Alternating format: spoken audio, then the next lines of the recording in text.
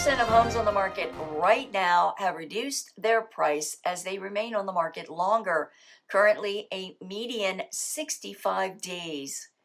It's Friday, October 11th, 2024. I'm Kimberly, Barton, broker owner of Kinetic Realty. This is the Maryland Eastern Shore Report.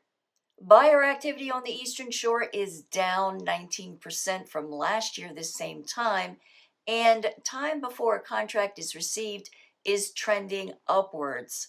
Cecil County activity is moderate, while Queen Anne's, Caroline, Wycomico, Worcester, and Dorchester counties are steady. Somerset, Talbot, and Kent counties are slow.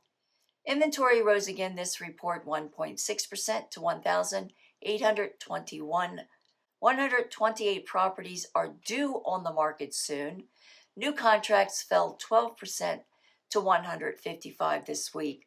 111 homes sold in 23 days at 98.2% list to sold ratio.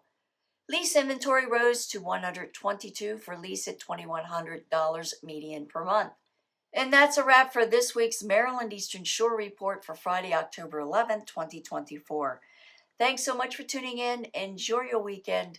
I'll see you next week. Take care.